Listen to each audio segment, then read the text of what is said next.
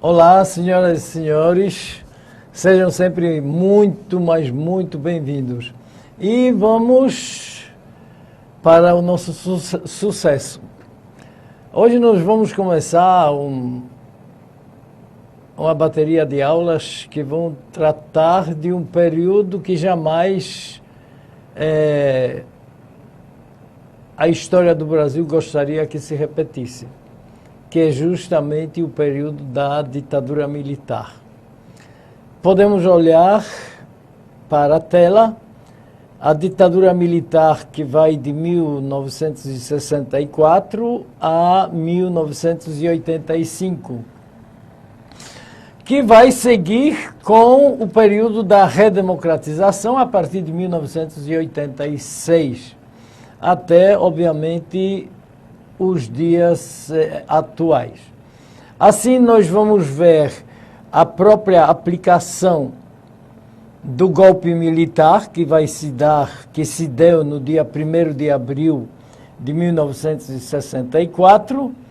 Nós vamos analisar como é que os militares se estruturaram, formando uma junta militar composta por 3 armas, Marinha, Exército e Aeronáutica, e essa junta militar vai dar o início, pode olhar aqui, vai dar início à prática através de decretos chamados atos institucionais, ou os famosos AIs, que vão reger o país, através dos quais, então, começará a prática ditatorial.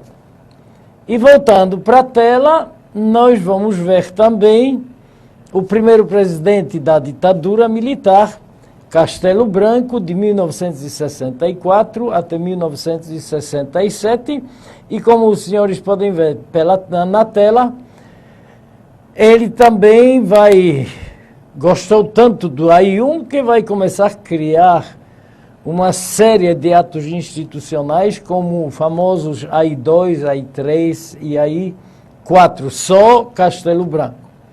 Vamos então seguir com a ditadura. 1964 a 1985. Vejam como a gente pode definir. Pela tela nós podemos observar em destaque, vamos dizer assim, o lema da ditadura: o diálogo é a violência. Então não havia diálogo, pode passar aqui, não havia diálogo, porque só havia a violência. Então não se dava nem chance de falar, porque quando surgia essa chance de poder se falar, imediatamente a resposta era violenta.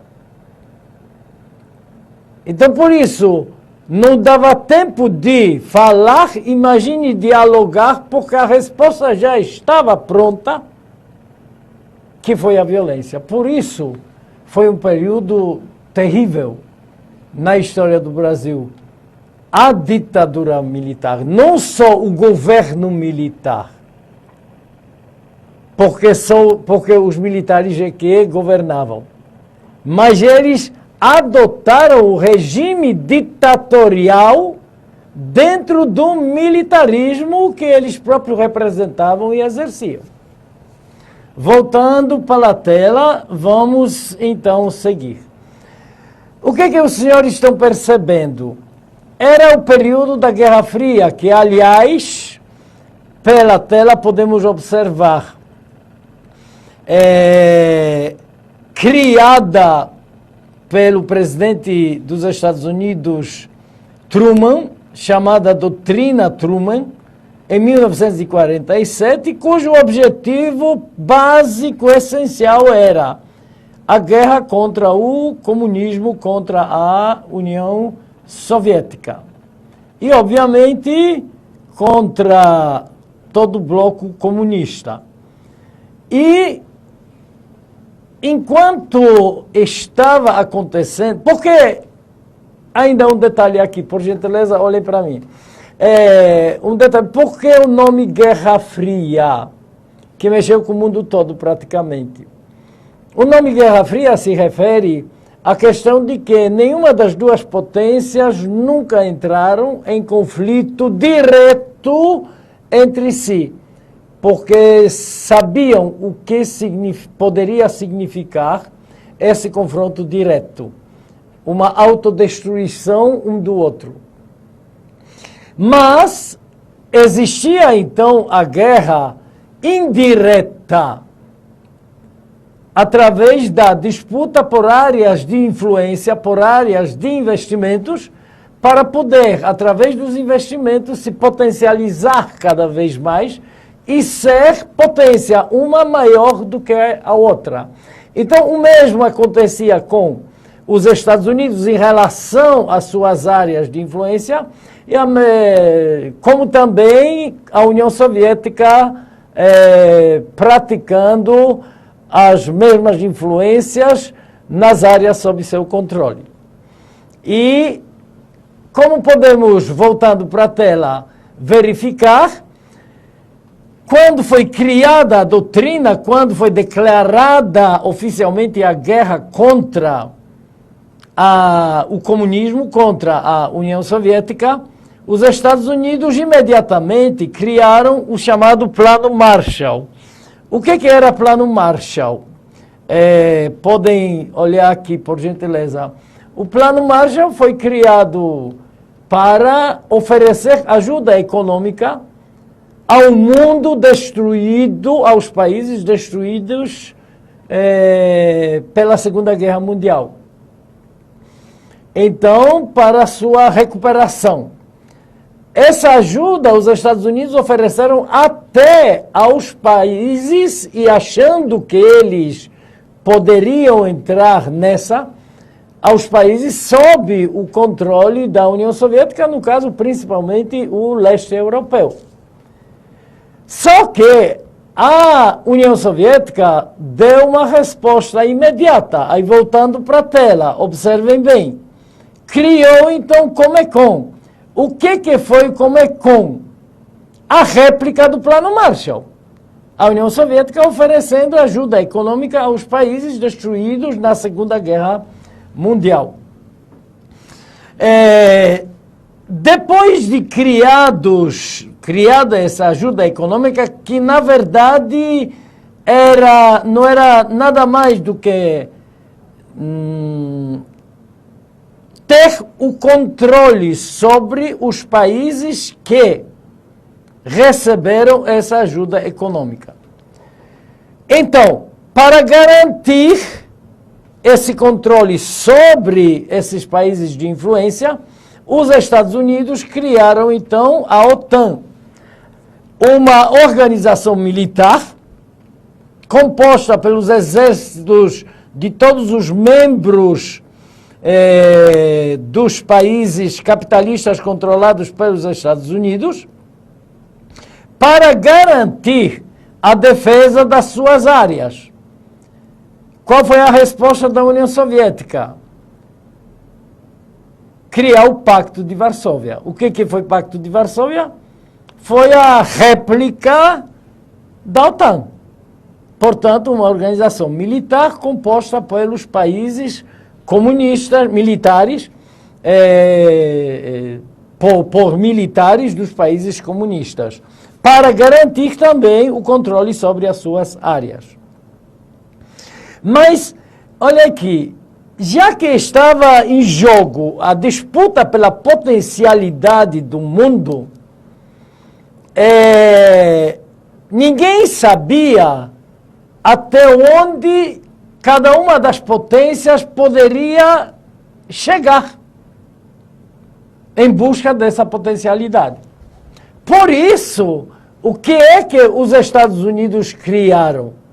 Uma polícia secreta para ter o controle, para secretamente acompanhar os investimentos de desenvolvimento da potencialidade da União Soviética, vendo na tela, por gentileza, a famosa CIA.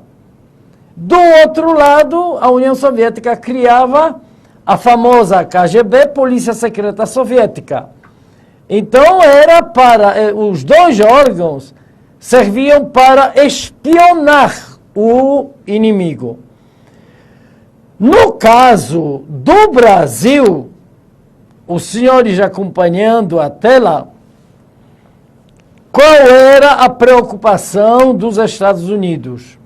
Garantir seus investimentos no Brasil. Por quê? Porque o Brasil era realmente o prato mais cheio para os investimentos dos Estados Unidos. Como todo o continente americano, obviamente.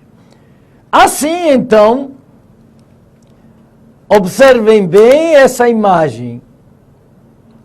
Qual a participação do Brasil na Guerra Fria?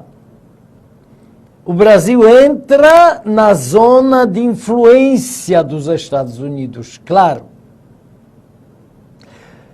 Consequentemente, o Partido Comunista é fechado, claro, óbvio. O presidente João Goulart, o Jango, é deposto e os militares devidamente preparados assumem o poder. Instalava-se assim, olhem aqui por gentileza, instalava-se assim um regime militar, por enquanto. Ainda não estamos falando em literalmente ditadura militar, e sim um regime militar. Quando é que nós podemos falar em ditadura militar? A partir do momento onde os militares vão impor aos civis, à sociedade civil, o cancelamento dos direitos civis e sociais. A partir desse momento estaremos falando da ditadura militar. Acompanhando a tela. Olha só, enquanto estava acontecendo a prisão e deposição de João Goulart, o povo gritava nas ruas. Como os senhores podem observar através dessa foto, estamos com Jango. Queremos reformas de base. Aqui, por gentileza. As reformas de base era uma reestruturação completa da sociedade brasileira, em todos os campos. Educação, reforma agrária, industrialização, questões de saúde e assim por diante. Foi justamente esse plano de Jango, quando ele apresentou à sociedade, que o levou a ser deposto justamente por militares, porque era uma ameaça aos interesses dos Estados Unidos em termos de investimentos no Brasil. Onde, ideologicamente, justificou-se como perigo comunista. Acompanhando, por gentileza. Observem bem esse quadro que está pintando. A cronologia dos fatos. Em 1964,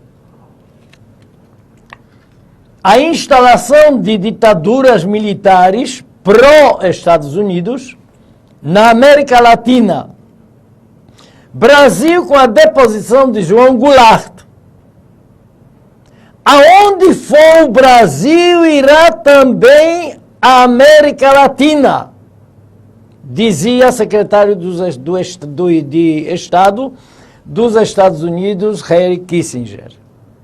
Em 1973, por exemplo, com a deposição do socialista eleito diretamente Salvador Allende, através de um golpe liderado pelo então general Augusto Pinochet. Quero a economia do Chile pulsando, dizia Richard Nixon, presidente dos Estados Unidos, naquele momento histórico. Em outras palavras, pode olhar aqui, em outras palavras, o que os dois momentos históricos nas implantações das ditaduras, como é que eles são justificados? América para os americanos. Essa frase nós já conhecemos, claro, desde o processo da independência do Brasil. Então, jamais poderia ter algum outro interesse querendo entrar ou penetrar na área de controle e de investimento dos Estados Unidos. Onde esse interesse estava sendo ameaçado, automaticamente os Estados Unidos financiavam a instalação da ditadura.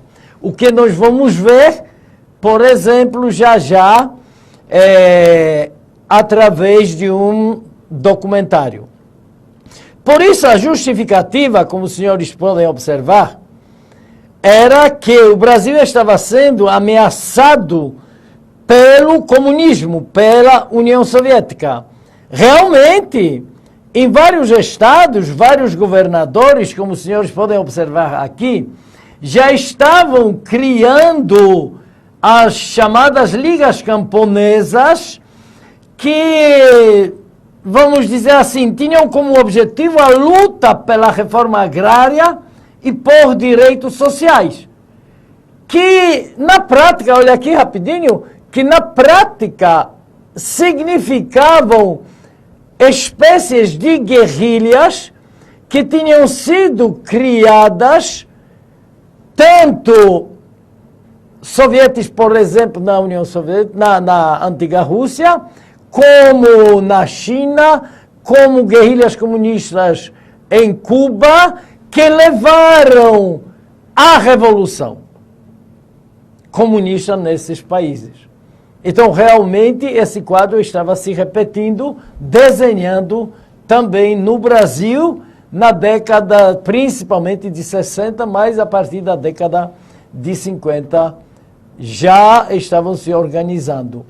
E observem agora os senhores o que um dos políticos e militares brasileiros, Juracy Magalhães, disse: o que é bom para os Estados Unidos, com certeza é bom para o Brasil. É um imperialismo, a submissão pura ao imperialismo puro dos Estados Unidos.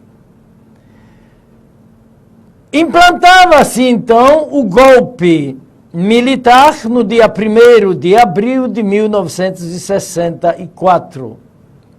As primeiras imagens do golpe, o discurso de João Goulart. Aqui ainda João Goulart com seu primeiro-ministro, portanto, antes ainda, quando existia o parlamentarismo imposto pelo Congresso, por causa da pressão dos Estados Unidos, e aí os primeiros, obviamente, momentos da revolta social, grupos de guerrilhas, contra a instalação do Estado militar no Brasil. E agora, através desse documentário, os senhores vão poder acompanhar justamente como o presidente dos Estados Unidos, Lyndon Johnson, estava tendo total controle sobre o momento da instalação do golpe. Porque se o golpe, olha aqui, por gentileza, se o golpe, por exemplo, mas ele foi muito bem preparado e muito bem arquitetado, com a ajuda da CIA, obviamente. Então, mas se por acaso alguma coisa não desse certo, os Estados Unidos estavam acompanhando tudo e a qualquer momento haveria intervenção dos Estados Unidos. Claro, para o golpe se efetivar. Os Estados Unidos jamais poderiam perder a área de investimento chamada Brasil.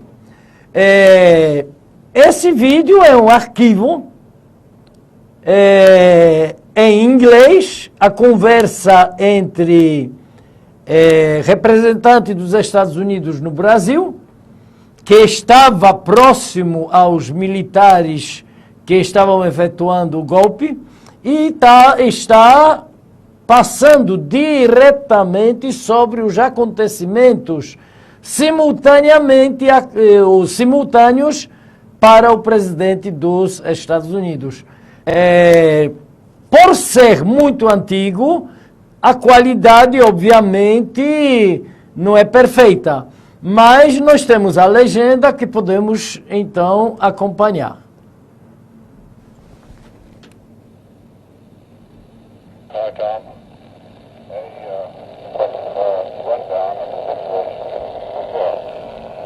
We had a meeting this morning with Bob McIntyre and Matt Taylor and General Romero from Oklahoma County, and we decided on the basis of the information from us this morning to go ahead and start a naval task force out, but with no commitment.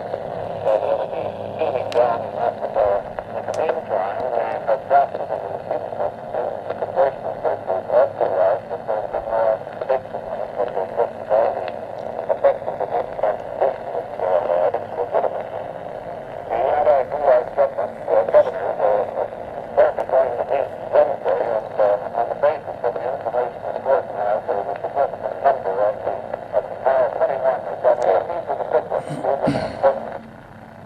Muito bem, senhores. Aí nós podemos justamente ter a noção como os Estados Unidos tinham um controle total sobre a situação na instalação do golpe militar aqui. Vamos seguir. O que os senhores estão percebendo agora na tela? Uma pequena parte das Forças Armadas, principalmente de Minas Gerais, São Paulo, Rio de Janeiro, estado de Guanabara, na época, se pode olhar aqui, por gentileza, se rebelaram contra o golpe militar.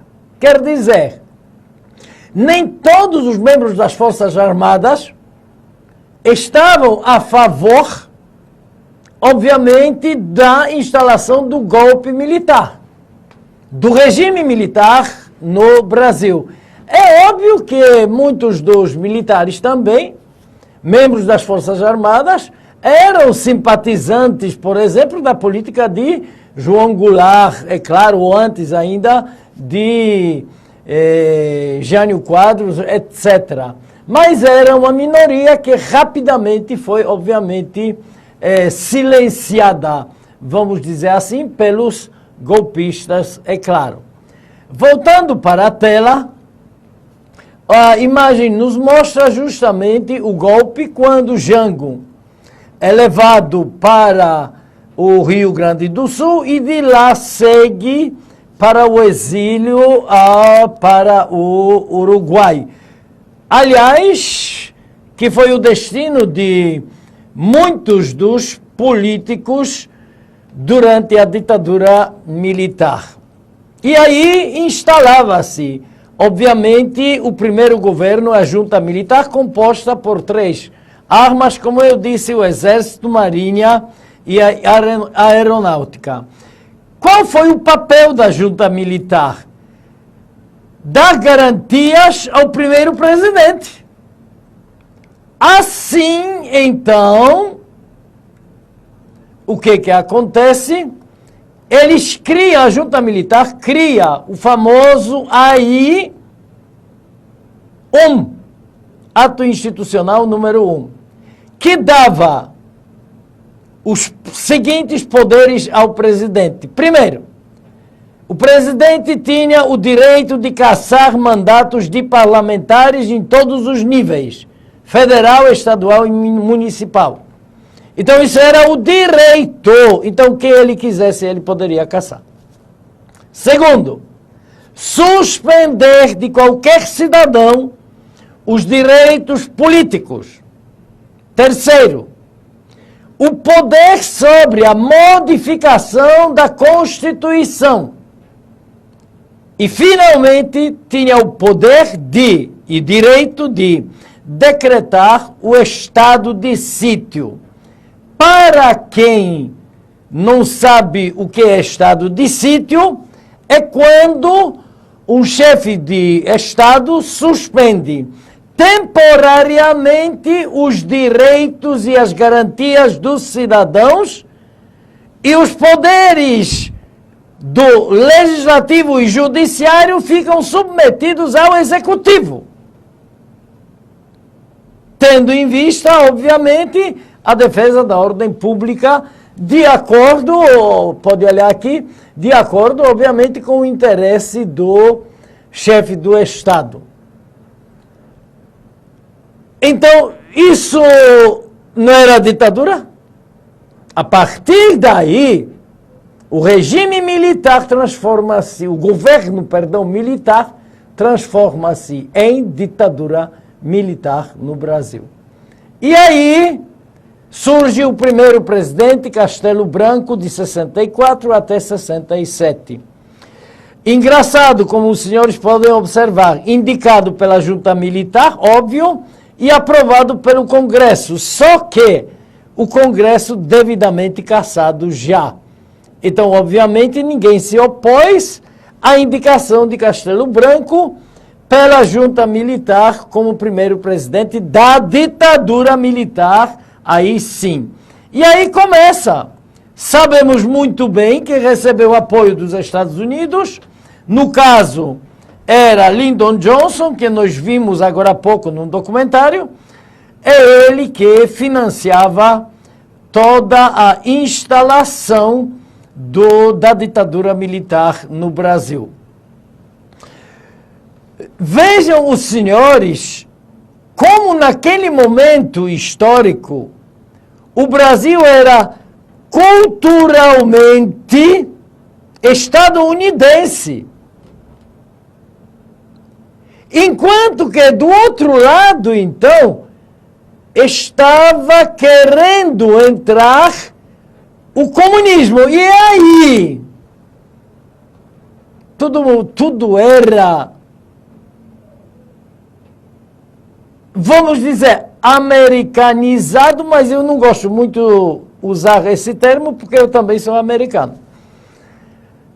Então tudo era a exemplo, ao estilo norte-americano, ou dos Estados Unidos. Os senhores podem observar pelas imagens a cultura de uma forma geral, hábitos, costumes, alimentação.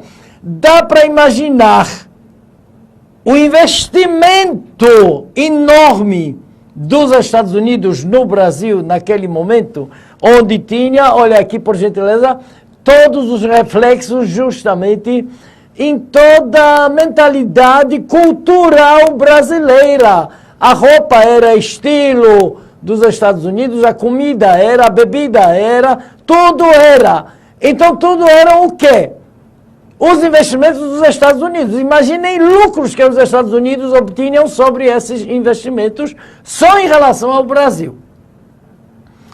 E aí, claro que Castelo Branco recebe grande apoio das multinacionais, favorecimento, obviamente, aos investimentos dos Estados Unidos, e aí segue as ordens estadunidenses.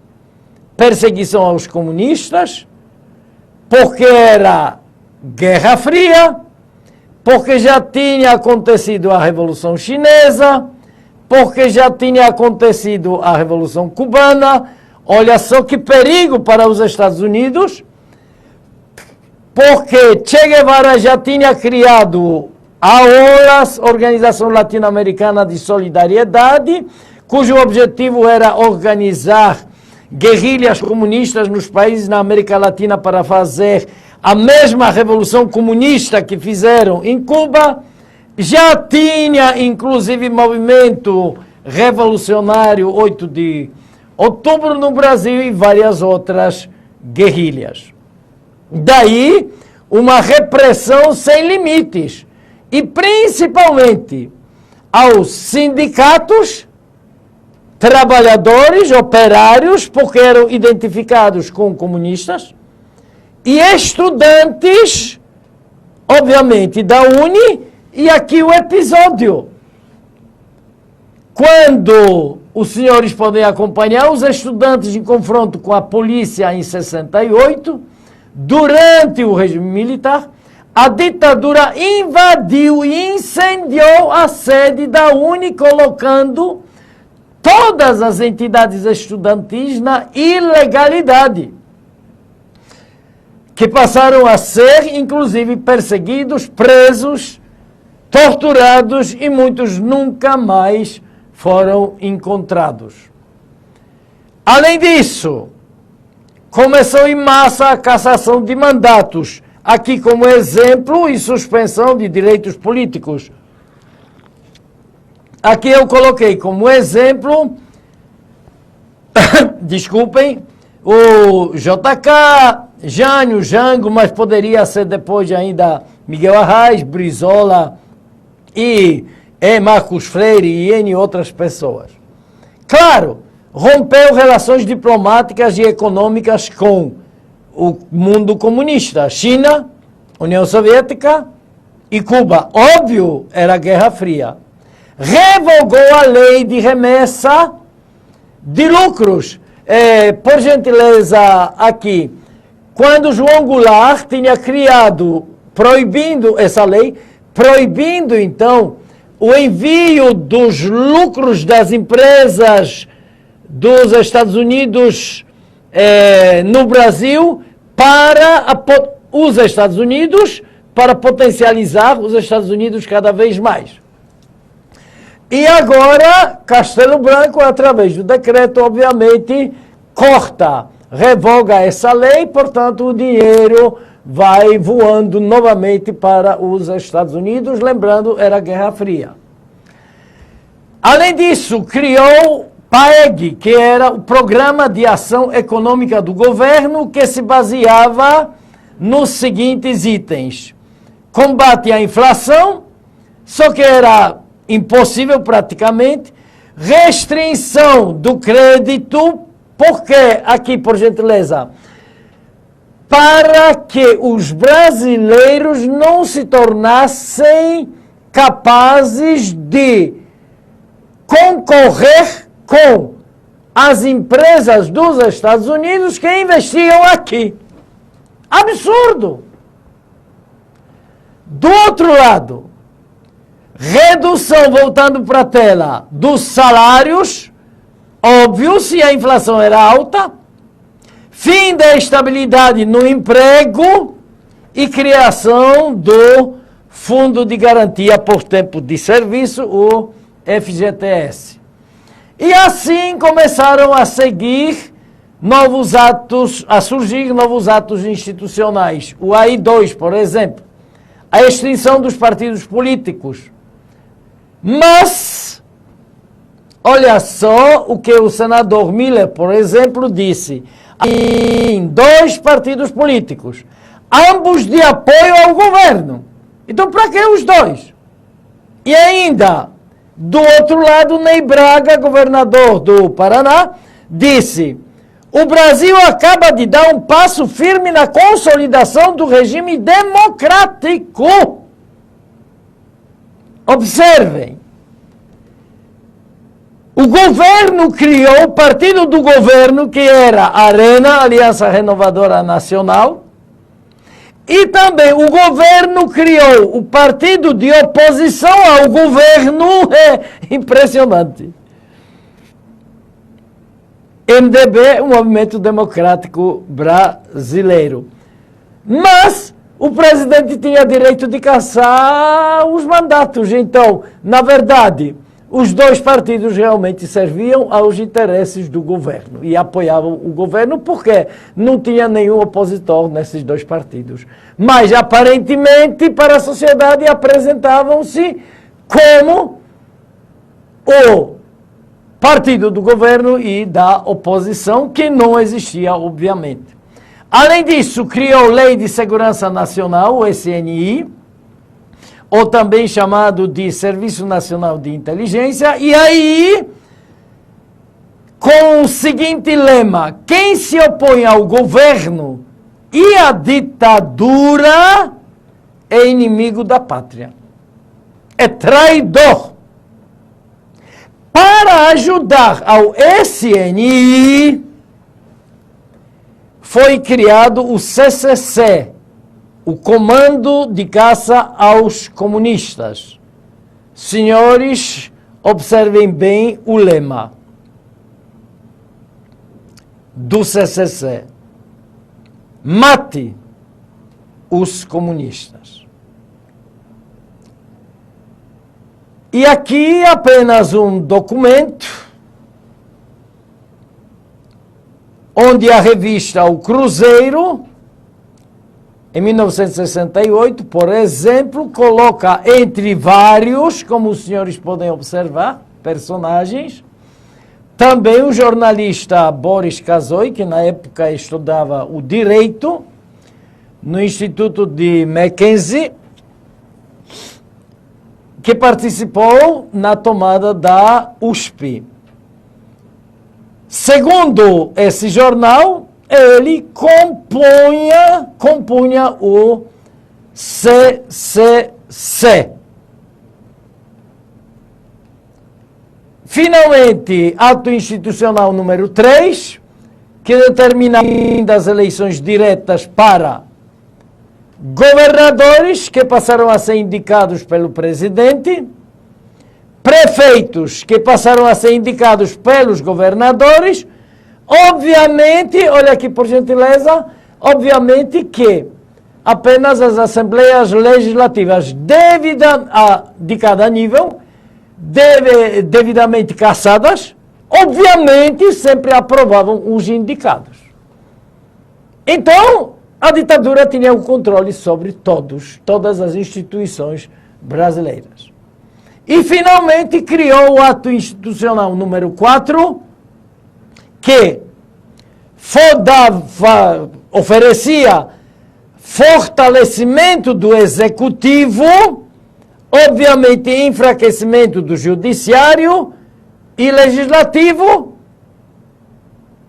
e executivo, consequentemente, acima de todos os poderes. Assim, nascia a nova Constituição Brasileira de 1967, terceira outorgada, quinta republicana, sexta brasileira, que na verdade, pode olhar aqui por gentileza, resumia-se a edição dos atos institucionais até então existentes e criados. Ok, senhores? Muito obrigado. Sucesso sempre para todos. Tchau. Até o próximo encontro.